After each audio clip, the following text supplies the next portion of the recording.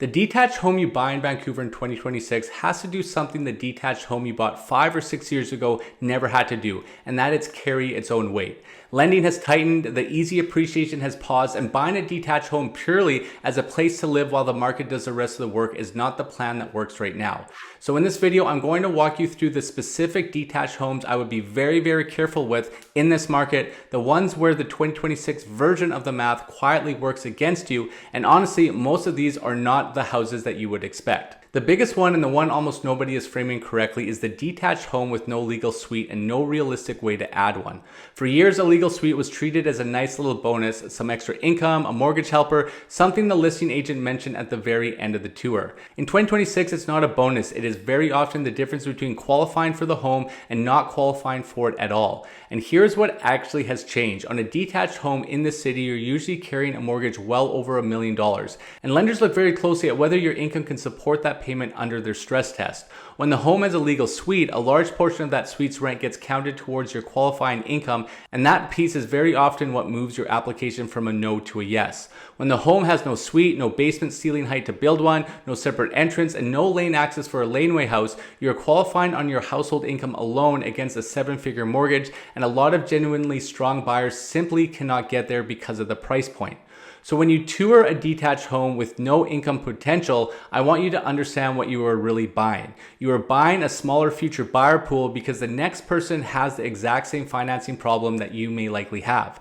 You're buying a home that competes against every other detached on the market that does have a suite, and in a softer market, the home with the mortgage helper sells first and its home without it sits. That does not mean you never buy a home without a suite. It means you make sure that the lot can take one.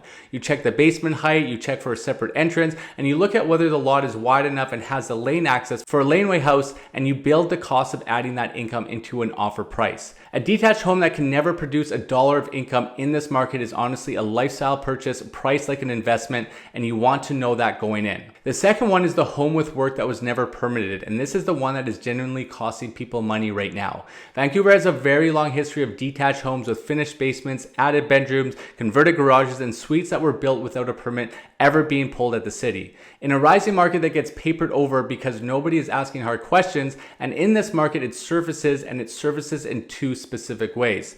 The first is financing. When an appraiser values a home for your mortgage, unpermitted square footage often does not get counted.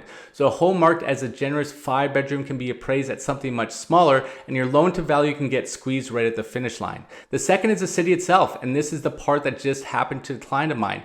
If you buy a home with unpermitted work, or you buy a home and then start renovating without pulling the permits, the city can issue a stop work order and shut the project down. I had a client renovating a suite who got shut down partway through, and once you are on the city's radar, you are not just paused, you are now bringing the whole project up to current code before anyone is allowed back on site, and the budget and the timeline both move on you at the same time. So be very, very cognizant if you're thinking of doing additional work, whether it's adding a suite, doing some sort of renovations to the home, and not pulling a permit. If you're okay with the best case scenario, you have to be okay with the worst case scenario. The worst case scenario is that you can be shut down. Also, if you're putting your home on the MLS, there are stories of municipalities looking to see if there's unpermitted work or unauthorized suites, and you can get shut down if you also have that online. So just be aware of that. So the fix here is honestly simple, and it costs you nothing but an hour of your time. Before you write the offer, you pull the permit history for the property from the city of Vancouver or whatever municipality you are in, and you compare it against what the listing is actually selling you. If the listing says 5 bedrooms and a suite and the permit history shows a 3-bedroom house, you have a real conversation to have with that listing agent. You also use the BC Housing New Home Registry, which lets you search an address and see whether a newer home was built by a licensed residential builder and whether it carries home warranty insurance. And if you are buying a home specifically because you plan to renovate it or add a suite, you make sure that you do what you want to do is actually permittable on that lot before you fall in love with the project, not after. Unpermitted work is not always a reason to walk away, but it's always a reason to renegotiate because you are the one who inherits the cost of making it right. The third one is more of a blind spot than a trap, and it is the detached home that completely misses where the buyer pool is actually heading. For the next decade, the largest and most motivated group of buyers and sellers in the city is the baby boomer generation, and a very large number of them are looking to downsize out of the big family home. What that generation wants is specific. They want a primary bedroom on the main floor so they are not climbing stairs every night, and they want a layout where an aging parent or an adult child can live with them with some independence, because multi-generational living is becoming normal here now, not unusual. usual.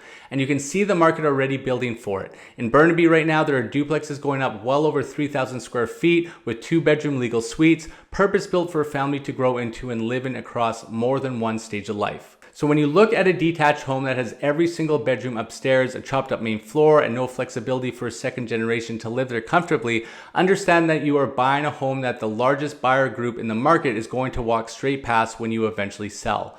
The home that holds its value through this next decade is the one that works for a young family today and a downsizing couple in 10 years, or the one where 2 generations can actually share the space without being on top of each other.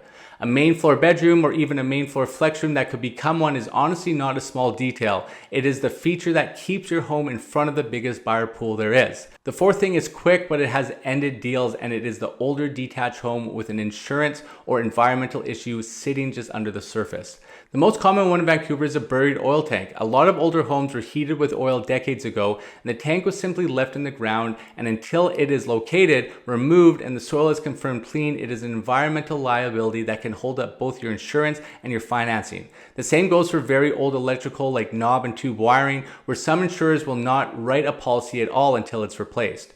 So on any older detached home, you ask directly whether there was ever an oil tank on the property. If there was an oil tank inspection, you want that documentation, and if it was ever removed. And you confirm that the home is insurable before you remove your subjects, because a home you cannot insure is a home you cannot finance. So before you write an offer on any detached home in Vancouver this year, you're really answering 4 questions. Can this home produce income, or can the lot be made to? Because that one answer protects both your financing and your resale. Does the work on this home actually match the permits? Because what is not on paper quietly becomes your problem. Will this home still make sense to the buyer pool in 10 years, which right now means a main floor bedroom and room for more than one generation?